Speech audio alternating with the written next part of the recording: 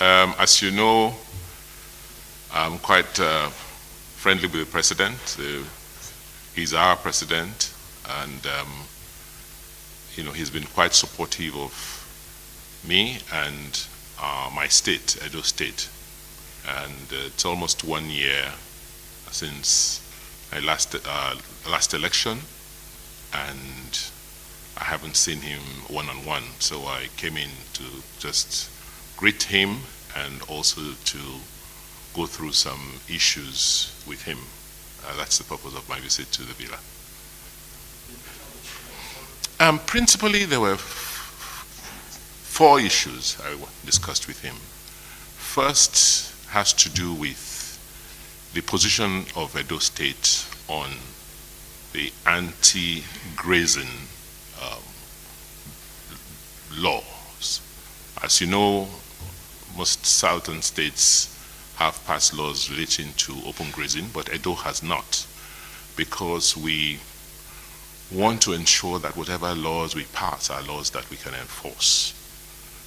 We've had extensive consultations with our people, extensive town hall meetings, to deal with the issue that, yes, we do not want open grazing. It is outmoded, it's outdated. However, what are the options?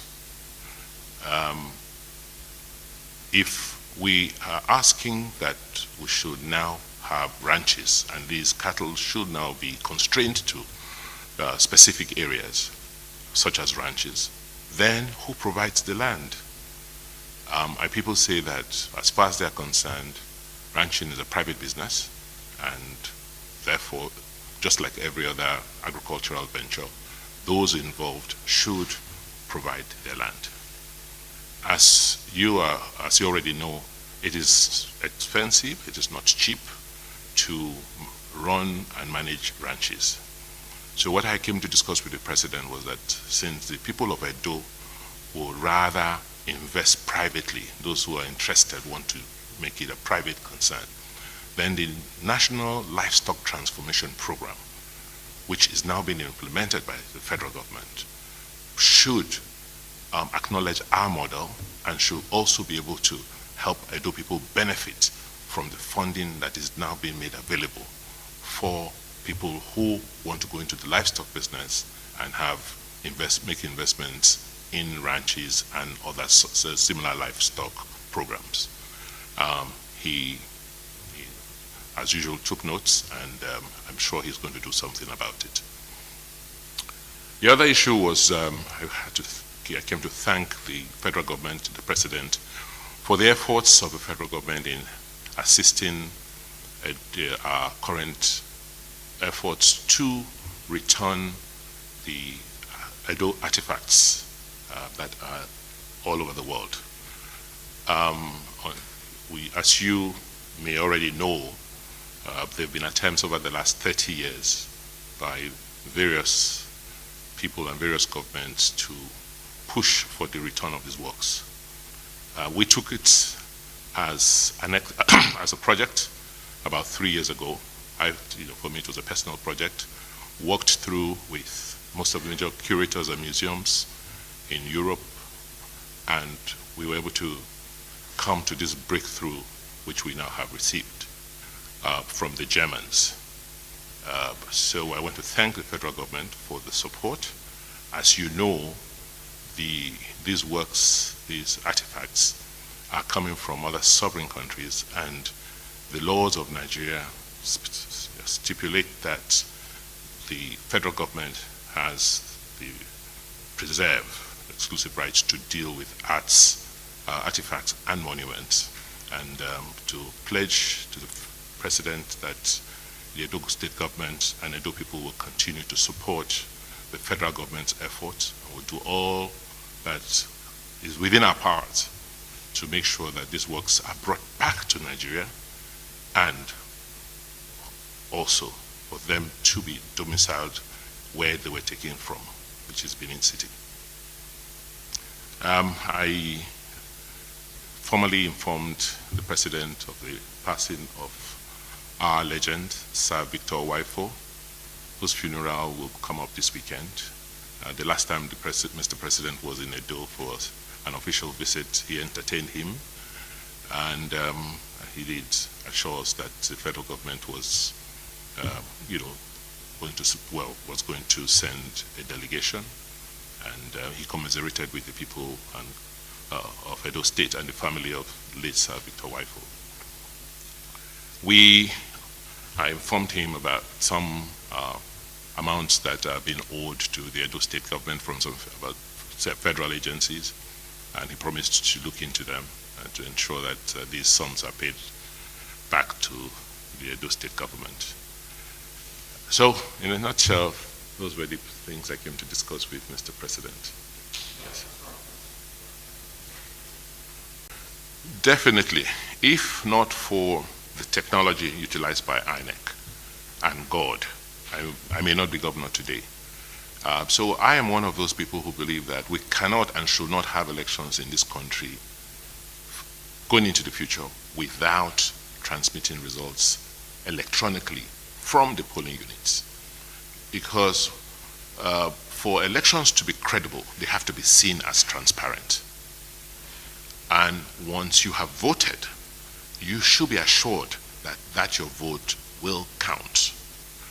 With technology today, it is possible, and INEC has shown it from my elections, that as soon as you voted and the results have been counted in the polling units, then that result should be made available such that you already know what you expect to be collated at the word collation point.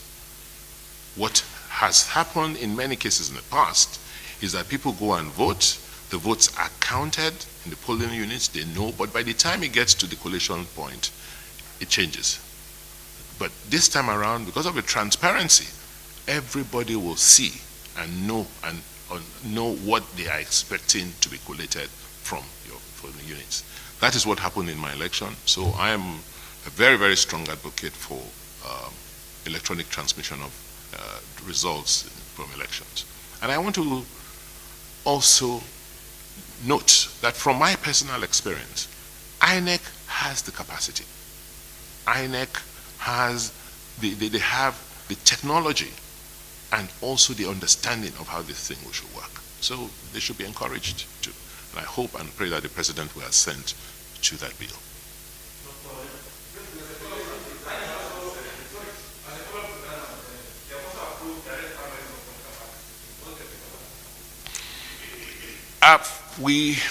Today, my party is currently undertaking an electronic registration of our members across the country, because we anticipated that one day you will be required to show your own register.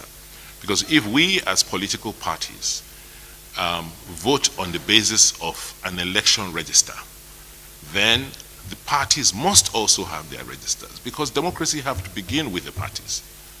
And it's only when you have very clear, open registers, then you can now have, whatever form of elections from, within the party. I would have thought that parties should have options, right? That parties should have options. If a party wants to reduce the cost of their own internal primaries by having a delegate system, just electing, having an electoral college and a delegate system, they should have the option to do so. But to just, lump everybody together and say, look, it's, the only way to go, I would have suggested that you should have options. However, the direct primaries process, properly supervised, is a very, very fundamental step in the evolution of our democratic system.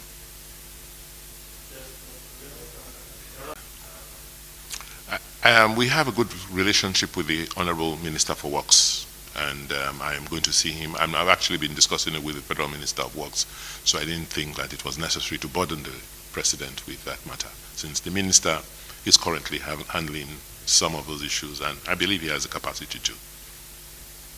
So Yes, we're discussing with the Honorable Minister. We're in some cases co-investing with the federal government to repair some roads to reduce insecurity in certain parts of the state. Yes, we've made significant progress. You note that for us in Edo, one of the reasons why our COVID became a big issue is that we are a very high-risk state because of the level of movements within the state. We're at a junction, and there's always a lot of traffic, from across the country, and this virus gets propagated and spread by movements. So that is one of the reasons why we take the issue of COVID very, very seriously in Edo. And since the only